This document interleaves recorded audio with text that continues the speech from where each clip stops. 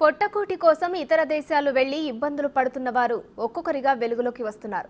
ఇటీవలే కొందరిని స్వదేశం రప్పించిన నేపథ్యంలో మరో మహిళ పంపించిన వీడియో వైరల్ గా మారింది. తాను అక్కడ ఉండలేనంటూ కన్నీటితో ఆ మహిళ వేడుకుంటోంది. అన్నమయ్య జిల్లా రైల్వే కోడూరు మండలంలోని యానాదిపల్లికి చెందిన నరసమ్మ మస్కట్లో ఇబ్బంది పడుతూ ప్రాణాపాయ స్థితిలో ఉన్నానంటూ బంధువులకు వీడియో పంపించింది. ప్రస్తుతం ఆ వీడియో సోషల్ మీడియాలో చక్కర్లు కొడుతుంది.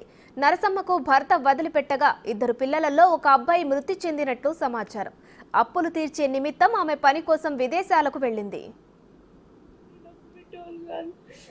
నారా లోకేష్ సార్, నన్ను కాపాడండి సార్. నేను మస్కట్లో ఉన్నా సార్. నా పేరు నాగేశ్వరి, మాది కడప జిల్లా రైల్వే కోడి రెస్ట్రీ కాలనీ సార్. నాకు 2 బిడ్డలు సార్. 2 బిడ్డలో ఒక బిడ్డ చనిపోయాడు సార్.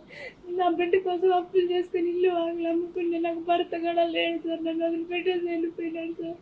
మా వాళ్ళు మాట్లాడి ఇక్కడ మస్కట్కి వస్తే వాళ్ళు ఆఫీస్కి తీసుకొచ్చినారు సార్. ఆఫీస్కి వచ్చిన మేము 4 వచ్చినాం సార్. 4 రోజులు కనుక్కొని ఆఫీస్కి వచ్చి డబ్బులు కట్టి వెళ్ళిపోయారు సార్. నాకు డబ్బులు కట్టేవాళ్ళు లేరు, నన్ను తీసేవాళ్ళు లేరు. మా తల్లిదండ్రులు డబ్బులు పెట్టేవాళ్ళు కాదు.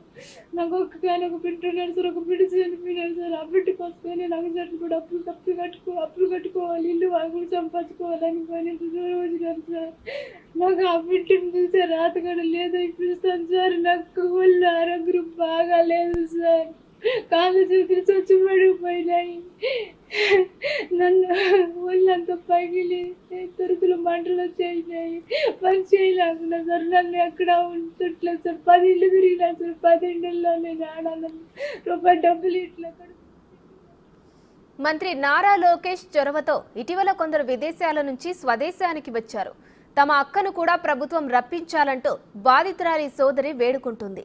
ఏజెంట్కు ఫోన్ చేస్తే 90,000 డబ్బులు ఇవ్వాలని ఇబ్బంది పెడుతున్నారని బాధితురాలి కుటుంబ సభ్యులు చెబుతున్నారు.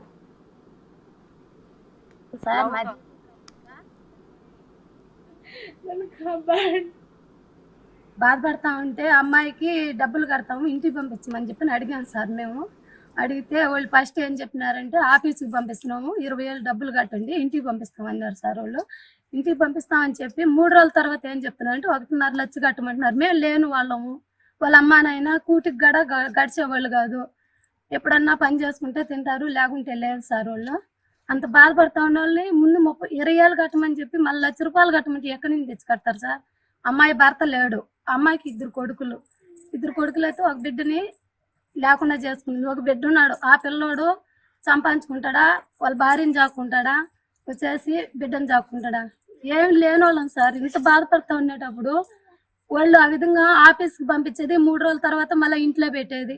అమ్మాయి చచ్చిపోయేలాగుండదు. ఇప్పుడు అమ్మాయి కానీ ఏదన్నా అయిపోతే ఏం చేయాలి సార్ ఇప్పుడు మేము?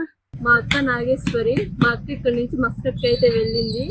అక్కడికి వెళ్ళిన తర్వాత మా అక్క పరిస్థితి అయితే అసలే బాగలేదు.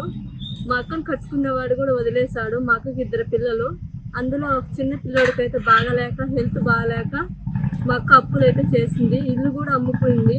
ఆ అప్పులు తీర్చడానికి మస్కట్కి అయితే వెళ్ళింది. ఇక్కడ నుంచి ఏజెంట్ ద్వారా వెళ్ళింది. అక్కడికి వెళ్ళిన తర్వాత మా యొక్క పరిస్థితి బాగాలేదు. పని చేస్తున్నా కూడా జీతం అయితే ఇవ్వలేదు. 8 నెలల నుంచి మా అక్క చాలా బాధపడుతుంది. జీతం ఇవ్వలేదు, కడుపు నిండా అన్నం కూడా పెట్టలేదు మా అక్కకి. మా అక్కని ఎలాగోలా ఇండియాకి అయితే రప్పించండి సార్, ప్లీజ్. మిమ్మల్ని ఇదే నేను కోరుకుంటుంది. ప్లీజ్ సార్, మా అక్కని ఇండియాకి అయితే